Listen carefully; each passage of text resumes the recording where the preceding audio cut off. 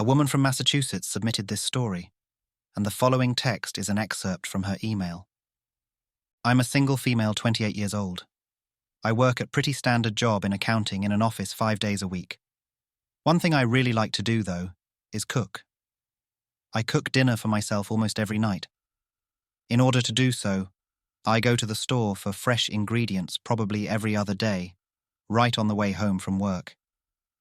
I regularly stop by the Walmart on Highland Ave in Salem, Massachusetts, just a mile away from my apartment, so I go there for produce and protein all the time. Sometimes I go to other stores, but by far the most common one for me is Walmart. This story takes place just a few months back. Like usual, I was stopping at Walmart after work. I would never get much, just like 4 or 5 ingredients usually, and sometimes whatever else I needed as well. I got off of work anywhere from 5 to 6 p.m., so I get to Walmart shortly after that. Each day the store was usually sort of busy. One day, an employee by the produce area said hi to me. I mentioned this because the next time I was shopping, he said hi to me again when I was in the same area. Looking back, I hadn't really noticed him before, but I had never really paid attention to the employees. He was bald, had a small dark beard, and was sort of a big guy. He seemed very friendly, and the second time he asked me how my day was going. We made very basic conversation for maybe 30 seconds before I told the man I'd better go, and I went on with my shopping. This ended up becoming a regular thing. Over the next couple of weeks or so, every time I was shopping, this same Walmart employee would say hi and engage in conversation with me. I didn't mind it too much because he was always really nice. Although when I was getting ingredients after work, I was sort of anxious to get home and didn't really want to chat. The man did start to ask slightly more personal questions each time, like if I was coming home from work, where I worked and where I lived, things like that. They were starting to weird me out a little bit. I wasn't sure if the man was just a really friendly employee or something else. I told myself he was just a nice guy, and like I said, it didn't really bother me. That was until one time I was walking through Walmart, doing my usual shopping, and he approached me again. He asked me how my day was and the usual. Then he asked me for my number. I was nice, but I told the man no. I was afraid he would get the wrong idea if I said yes.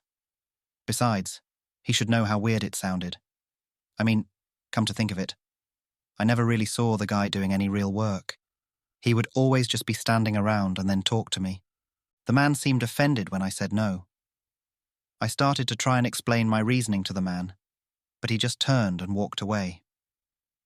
As I started to speak, his whole body language changed. After he walked away, I resumed my shopping. He had gone further into the grocery aisles of the store, but luckily, I didn't have to get anything back there. I was inside the Walmart shopping for maybe 10 more minutes before checking out and leaving. I remember that on that day, I parked in the back of the parking lot, and when I got inside my car, I noticed that the Walmart employee was inside a car not too far away from mine. I really have no idea how I noticed him looking back, but I'm glad that I did. I was assuming that he was either on a break or had just gotten off of work for the day. He did not appear to be looking at me, which I was glad to see. I pulled out of my parking space only to see him pull out and exit the parking lot behind me. I watched in my rearview mirror, and he made the same 2 turns that I did to get back to my apartment. About a minute later, I was arriving at my apartment complex. I was kind of creeped out now because I was almost positive that this man did not live here. I drove around the parking lot of my complex a little and did not want to go straight to my building. I was really suspicious. The man's car trailed mine the entire time. When I realized that he was probably just going to follow me no matter where I went, I decided to leave. I did not know where I was going, but I needed to get out of there. I drove down the quiet road near the complex to a busier one.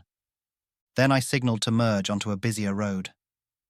At this hour, that road in particular was really busy, because it was almost 7 p.m. Now and rush hour with the man right behind me. I waited for a gap in the traffic. After about 30 seconds, there was one, but I waited until the very last moment and then pulled out. I basically cut the car off that was driving down the road, and there were several other cars behind it. The car honked at me, but the man behind me had no opportunity to merge at all. That allowed me to basically get away from the guy. I drove down the road for a very short time before turning. It was then that I had the idea to go back to the Walmart. I was fuming with anger. I drove straight back there and to the customer service counter. When I got there, I told them about how one of their employees had followed me home. This Walmart didn't seem to be the most organized, and they had to call up someone from the produce section to help. When I explained to them what had happened, they told me that nobody of that description works there. I realized that the man must have just put on a blue Walmart vest. Maybe he had worked at a Walmart in the past. Or maybe he had just bought the vest online. Either way, he wasn't an employee of this store. I was even more creeped out now. They told me that they would keep an eye out for the man if he returned, which made me feel a very tiny bit better, but not a whole lot. After that, I very carefully drove back to my apartment again. Thankfully, I did not see the man or his car. I don't believe he knew which apartment building was mine either. Since that happened a few months ago, I have not seen the man. I also have not been back to that particular Walmart either. That concludes the unsettling experience shared by a woman from Massachusetts. It's a reminder that sometimes seemingly harmless interactions can take an unexpected turn. Now, as we reflect on this story, it's essential to remain vigilant and trust our instincts in unfamiliar situations.